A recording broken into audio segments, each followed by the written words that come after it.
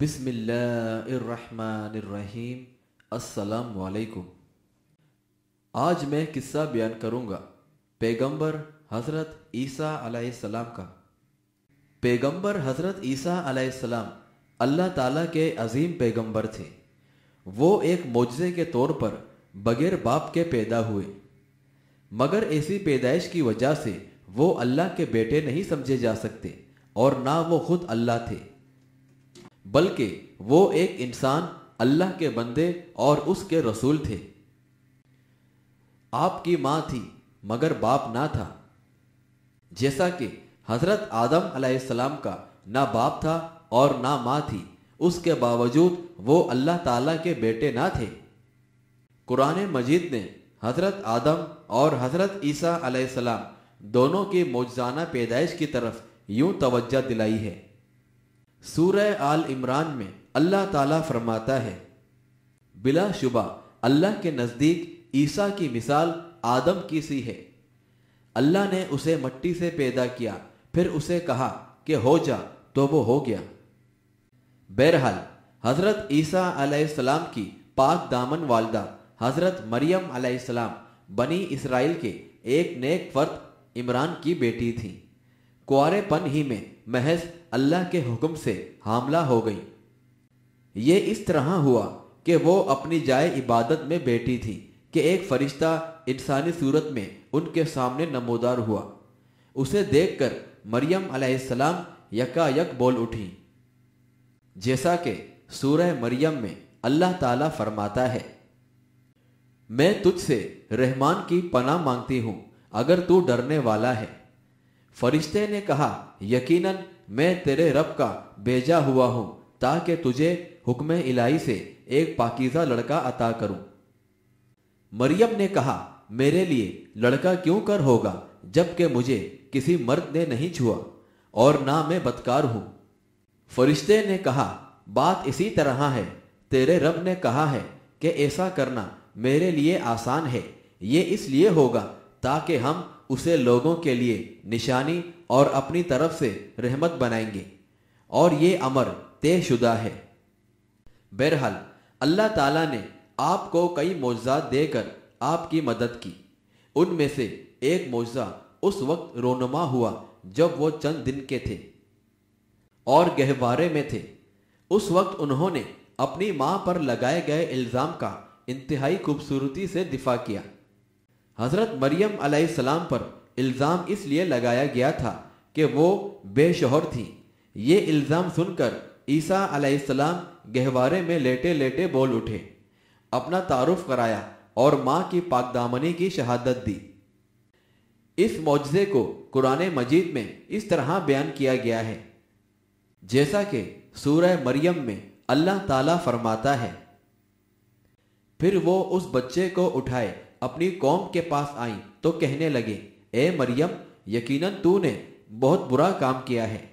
اے ہارون کی بہن، نہ تو تیرا باپ برا آدمی تھا اور نہ تیری ماں بدکار تھی۔ اس پر مریم نے اپنے بچے کی طرف اشارہ کیا تو وہ کہنے لگے، ہم اس سے کیسے کلام کریں جو گود میں اٹھائے جانے والا بچہ ہے۔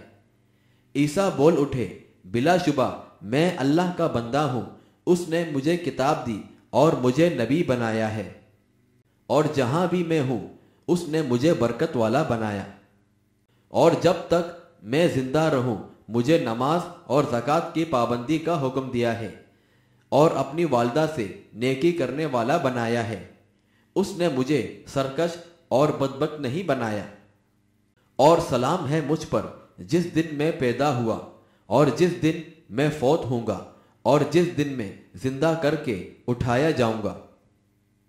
بہرحال حضرت عیسیٰ علیہ السلام مٹی سے پرندے کی شکل بناتے، پھر اس میں پھونک مارتے تو وہ اللہ کے حکم سے سچ مچ کا پرندہ بن کر اڑ جاتا۔ وہ پیدائشی نابینا اور برس والوں کو ہاتھ لگاتے تو وہ تندرست ہو جاتے۔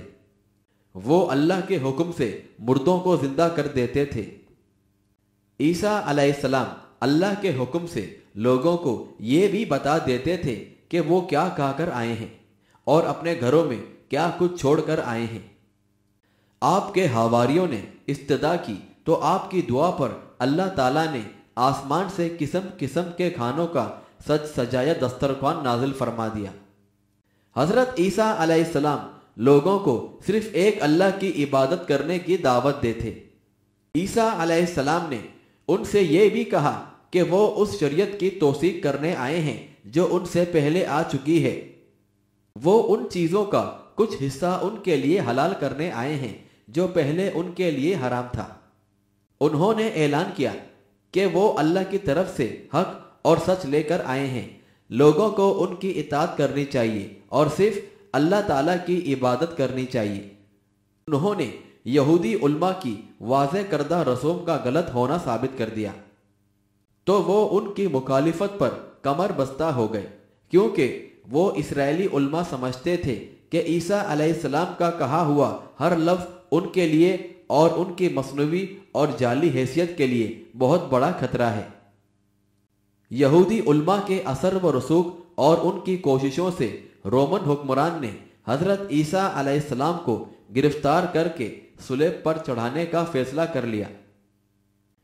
حضرت عیسیٰ علیہ السلام کو اس سازش کا پتہ چلا تو انہوں نے اپنے حواریوں کو جمع کر کے فرمایا کہ تم میں سے کوئی شخص میری جگہ قتل ہونے کے لیے تیار ہے تاکہ اس کی شکل و صورت اللہ تعالیٰ کی طرف سے میرے جیسی بنا دی جائے۔